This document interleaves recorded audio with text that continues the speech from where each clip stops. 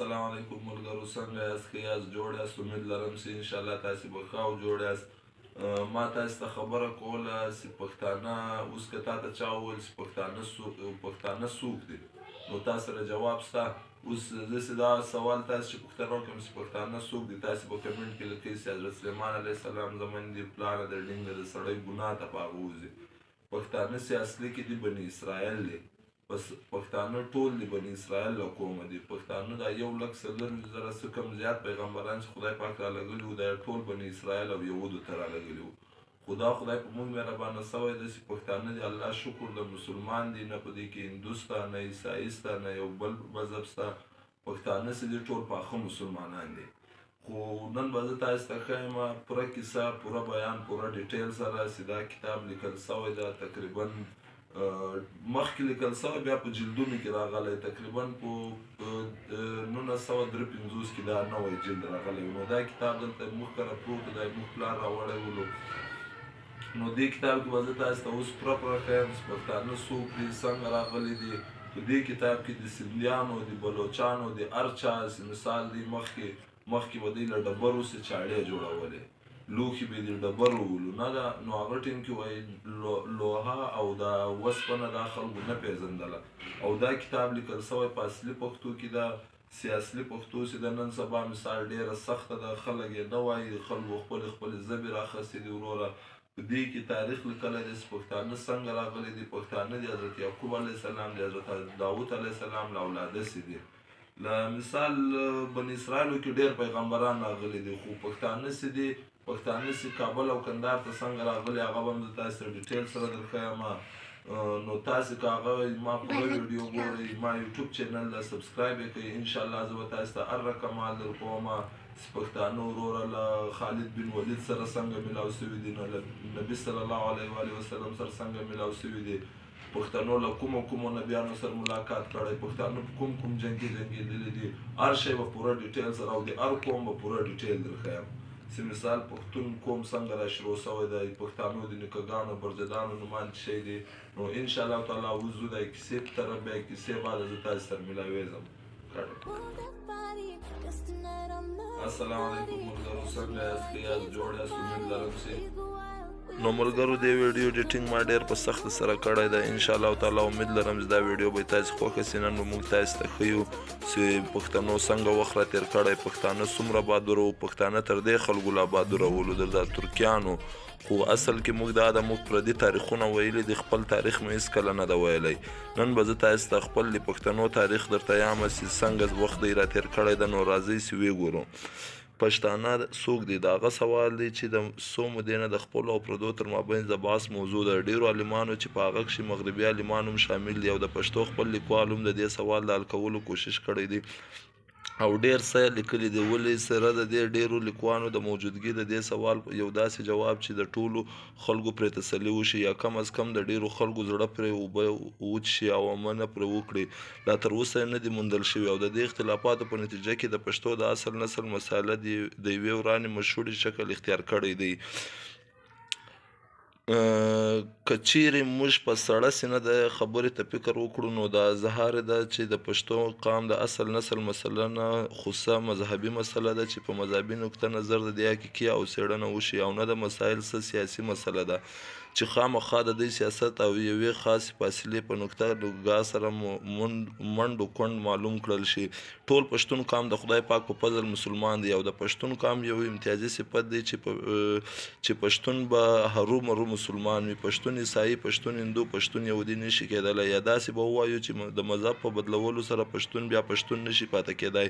او هم یو رونه حقیقت دی چې اسلام د رنګ او نسل د امتیاز رواداران دی. د اسلام په دربار کې حبشي بلال د ابوجهل قریشي نه زیات عزیز، زیات اصیل، زیات شریف او ډېر نیکو کار دی. نسبي شرف ته اسلام نسي اهمیت ورکړی دی او نه ورکوي، بلکې د اسلام منشي د نسبي شرف او نسلي افتخار بت شکني وه، لکه په قول د علامه اقبال مرحوم. نو دا د علامه اقبال شعر یې لاندې لیکلی ده. ورونو دا شعر به زه تاسې ته اوس هغه کړمه، انشاءالله تعالی بیا به تاسې وګورئ.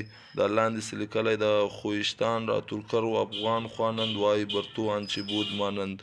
په دې ډول پښتون د نسل مسایل چې سیاسي مسایل هم نه دی د درست. نو پښتنو اوس تاسې به اورېدلی سي پښتون نه هندو راځي نه عیسایي راځي نه یو یهودي راځي. نو مخته به زه تاسې ته اوس نور دا کیسه بیان کړم، پوره کیسه به زه نن تاسې ته ډیټیل سره وکړم چې تاسې سر پرې خلاص سي او تاسې بیا چاته په غټ زړه ووایاست چې موږ دا قام ده موږ ته رامعلوم ده. نو اوس دا لیکلي دي د چا د یو قام د نسلي تحقیق په تا کښې د وحدت روح د داسې سامان د موندلو امکان وي چې هغه په سرې نظر سره شي موندلی، ولې د دې حقیقت نه هم انکاره نشي کېدلی چې په علمي او سیاسي لحاظ د یو برتر قام سره محض په نسلي اشتراک پښتون قام هم هغه شان علمي او سیاسي برتري نشي موندلی تر څو چې په دوی کښې خپل هم هغه شان صلاحیت او استعداد پیدا نشي. دنیا د عمل ځای د هغه ورځې تېرې شوې دي چې محض په نسلي افتخار به ورځې تېرېدلې. پښتون که نسل بني اسرائیل شي نو هغه نن ورځ د یهودو سره په دولت عالمیت او تجارت کښې سیاسي نشي کولی. نو محض د یهودو سره په نسلي اشتراک د پښتون فخر به تر کومه جایزه وي. همدغه رنګه که پښتون آرین نسل ثابت شي نو هر کله چې پښتون قام د جهاد البقا په منډه کښې د ارایي قامونو سره سیال نه وي نو دغه اریا توبه هغه ته کومه فایده ورکولی شي. مثال اوس تاسې به ملګرو اورېدلی سي پښتون هېڅکله هم داسې په فخر نسي ویلی سي مثال موږ د یهودیانو یا ورونه یا خپل یو نه به وایي. بنا په دې د پښتو قام د اصل نسل مسایل بیخي یو تحقیقي او تاریخي مسایل دی او د تحقیقي او مقولو تاریخي شهداو په رڼا کښې حال کول پکار دي، خو چې د تاریخ شهدا له هر چا نه او له هر نه په لاس راځي، ولې چې معقول او مسلم وایي په مصدق د انظر الا ما قال ولا تنظر الا من قال. د دې معروضاتو نه پس ښه دا وي چې د پښتو د اصل نسل په باب کښې د عالمانو تحقیق او نظریات بیان کړل شي او بیا د تاریخ شهداو په رڼا کښې د دوی نظریات جاج واخیستل شي. او له نظریې د پښتنو د اصل نسل په باب کښې یو مشهوره او پخوانۍ نظریه دا ده چې پښتانه په اصل کښې بني اسرائیل دي.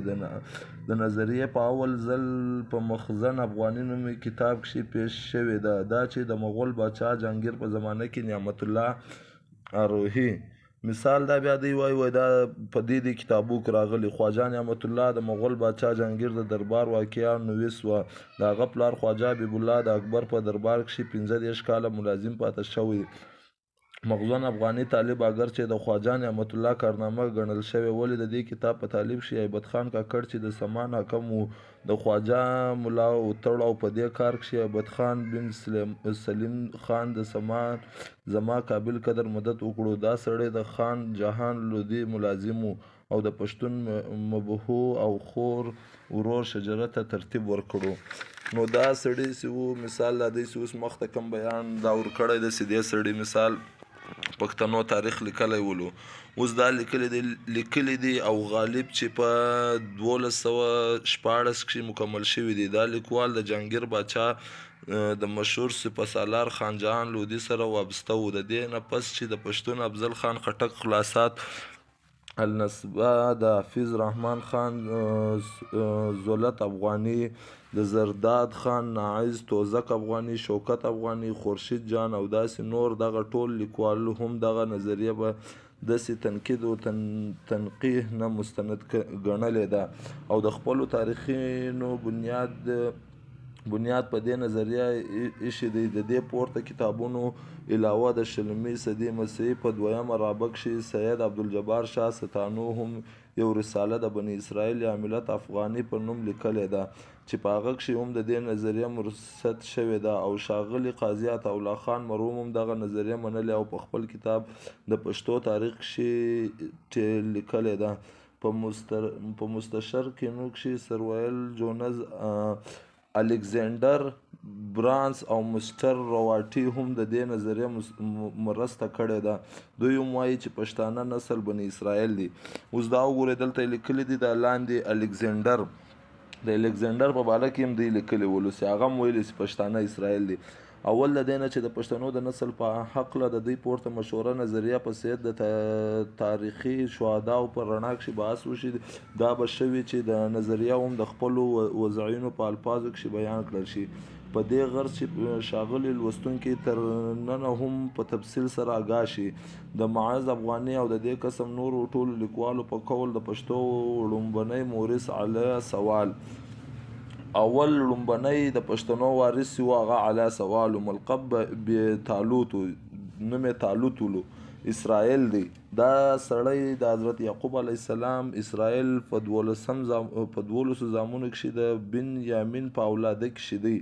د مورخین وایي چې ساول د حضرت شموئیل د پیغمبري په زامنو کښې د بني اسرائیل په درخواست د هغوی بادشاه مقرر شو او بیا د خدای په حکم او د حضرت شموئیل علیه السلام په هدایت د اعمالاتو قام مثال اوس دا ګوره دا دی دا لاندې څه دی کوم لیکلی دی. ځینې لیکوال تالوت د حضرت اسرائیل یهود نومې زوی په اولاده کښې ګڼلی دی، لیکن د تورات په شهادت تالوت د بنیامین په اولاده کښې دی. بنیامین بیا هغه د یعقوب علیه السلام زوی سي و دوی وایي د پښتانه څه دی دا د هغه بنیامین په اولاده کښې ولو تالوت یې نوم ولو.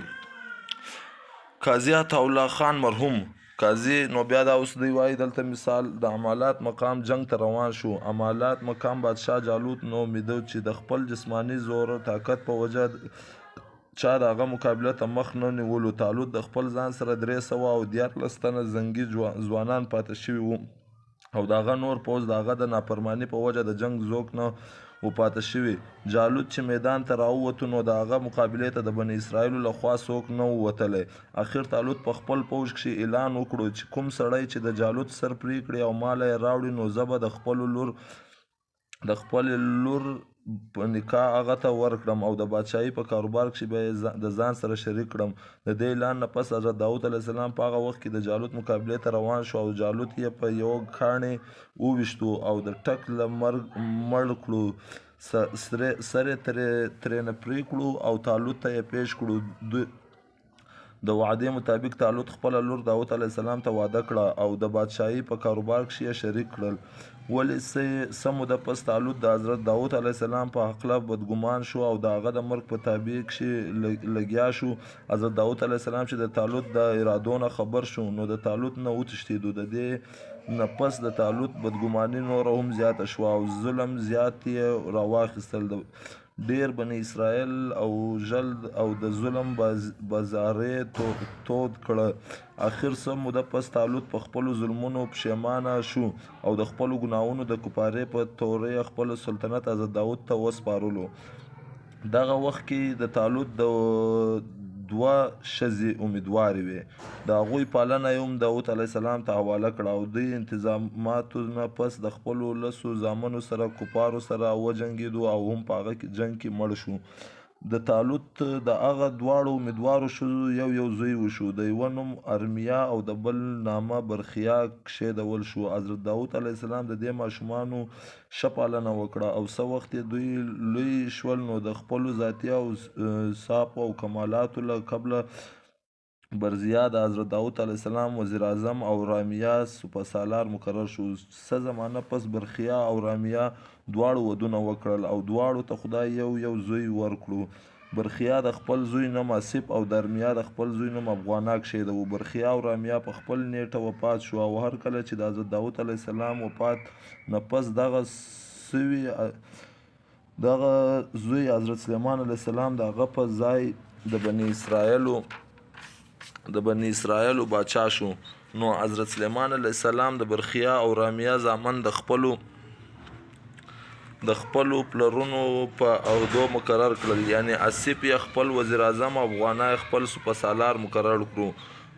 د پوځي ذمهواریانې نه علاوه د بیت المقدس د تعمیر کار هم افغانا ته ور په غاړه شو او د تعمیر په خپل ژوند کښې سر ته ورسول. د آصف 18 زامن وو او د افغانا 40 او د دوی اولاده دومره ډېر شو چې د حضرت سلیمان علیه السلام د وفات په وخت کې د دوی دواړو قبیلو هومره طاقتوره اول یوه قبیله په ټوله بني اسرائیل کښې نه وه.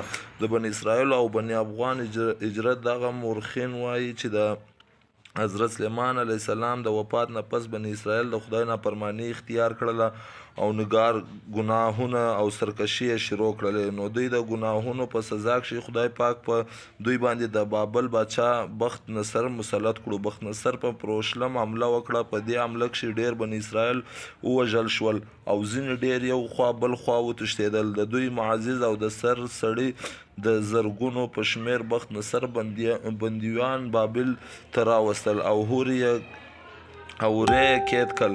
د بخت نصر په دې صدمه کښې د بني اسرائیل ځینې قبیلې معجزات وتښتېدل او ځینې د غور په غرونو کښې بیا دوی د هغه وخت د نورو مشرکانو سره تل جنګونه کول. ورځ په ورځ به دوی طاقت زیاتېدلو او بیا په کلاره د کابل، غزني او کندهار پورې ټول علاقې دوی را لاندې کړلې. د دوی قومي قبیله چې معجزات تښتېدلې وه هغوی د مکې شریفې په خوا او شا کښې آباد شوې. په شا د مکې شریفې په خوا او شا کې آباد شول او د یوه خدای عبادت یې شروع کړو. نو دا ولو ګرانو پښتنو، ګرانو ورونو، دا د پښتنو کیسه وله چې پښتانه څنګه راغلي وو، څنګه بیا دوی د مثال د حضرت یعقوب علیه السلام زوی ولو یمن د هغه د اولاده څخه بیا مثال طور پر دوی پیدا سوي ولو. نو بیا انشاءالله تعالی موږ مخته تاسو ته وایو چې حضرت خالد بن ولید سره پښتانه څنګه ملاو سوي دي. نو هر رقم حال به موږ تاسو ته درکوو او انشاءالله تاسو له موږ څخه د یو قام په باره کې پوښتنه وکړئ، یو کیسې، یو باچا. انشاءالله موږ تاسو ته بیا باچاانو کیسې هم کوو چې پښتنو کې کوم باچاان تېر سوي، څنګه تېر سوي، په کوم وخت تېر سوي، څونه ټیم تېر سوي دي. نو جی ناظرینو تاسو وکتلو چې دا موږ تاسو ته پوره ډیټیل بیان کړو چې مثال دا رقم پښتانه راغلي دي. که تاسو دا رقم پښتنو په باره کې نور اورېدل غواړئ، د پښتنو په ژوند باره کې پیژندل غواړئ، د خپل قوم په باره کې پیژندل غواړئ، نو موږ ته په کمنټ سیکشن کې خپل قوم نوم ولیکئ. انشاءالله موږ به تاسو لپاره خپله ویډیو جوړه کړو چې تاسو قوم څنګه راغلی ده، د تاسو قوم څنګه پیدا سوی دی مثال په پښتنو کې. نو انشاءالله دا ویډیو که تاسو خوښوئ نو پلیز دا چینل سره سبسکرایب کړئ او لایک بټن دباو کړئ. انشاءالله موږ به تاسو ته پوره واقعه رښتیا بیانوو چې کوم لیکل سوي دي. ولې تاریخ چې انسان خبر یې هغه ډېره ښه خبر ده. تاریخ چې هر سړي ته معلوم وي، هر سړی وایي چې ما ته تاریخ را معلوم وایي. خو بس نوره ویډیو نه غټوم. انشاءالله تعالی امید کوم چې تاسو به دا ویډیو خوښه سوي نو موږ ته راکړئ اجازت.